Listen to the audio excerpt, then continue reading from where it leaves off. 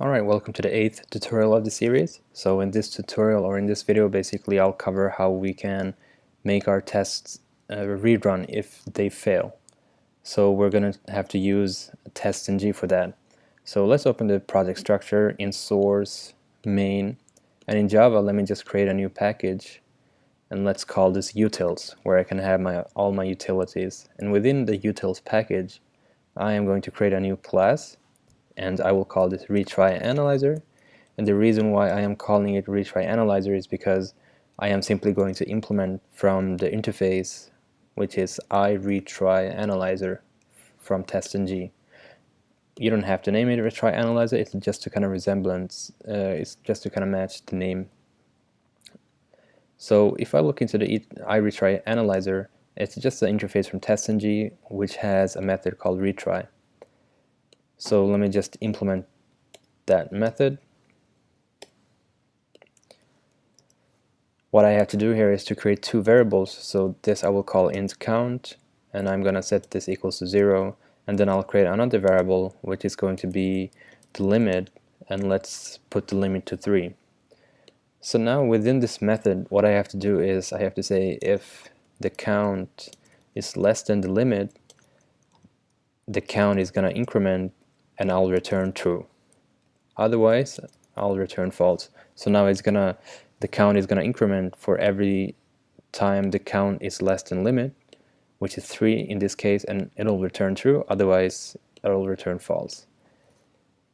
So that's it really. So now let's look into the test main class.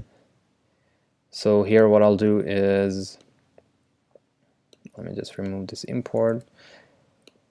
So here what I'll do, after the test annotation, I'll add a retry analyzer, and I'm gonna say equals to the retry analyzer class that I have created. So retry analyzer dot class.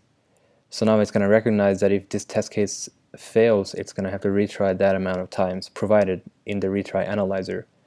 So if we look in this test, it is in the page object, if you guys remember, it is nothing but that this goes to Google, and this method searches for something and then clicks on search button, and then I have another method that has a return type of boolean, and it just validates to make sure if I actually am on the results page by using isDisplayed from Selenium.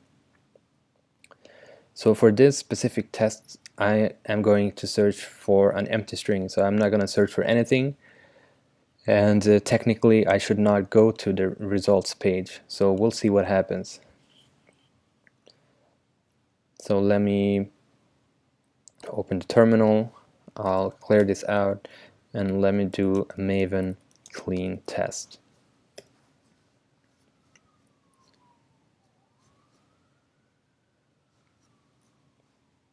So it's just starting up, finding the test, the runner.xml, and it's running the test suite. So let's see what happens. So it doesn't search for anything, but it tries to click on Google search.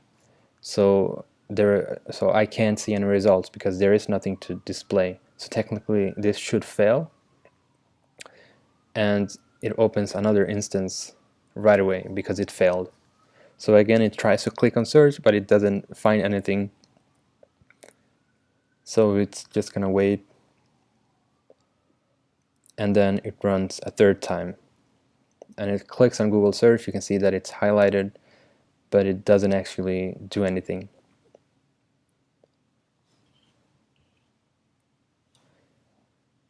Okay, it ran a fourth time,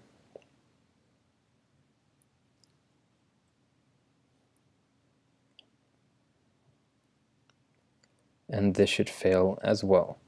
Alright, so now it's just closing it, it's just shutting down. And the reason why it ran 4 times is if we look into the retry analyzer, we're starting from 0, so it's saying 0, 1, 2, 3, so technically that's 4 times. So we can see that it failed.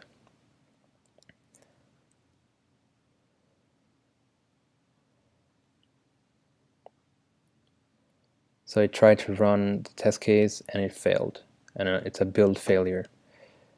Alright, so that works just fine. Now let's just look at one example that I want to show you, let's say that I have more tests. So let me just copy this, paste it down here, and I'll rename these just so it doesn't overlap. So now we have 3 tests, but each and every one has a retry analyzer class, but you can see how this becomes a lot of repetitive code. And imagine if we would have even more. So what we can do for that is basically we can take the test annotation to the class level. So now the test annotation is at the method level. So what I can do is, if I would copy this line and paste it on top of the class, now I can simply remove these.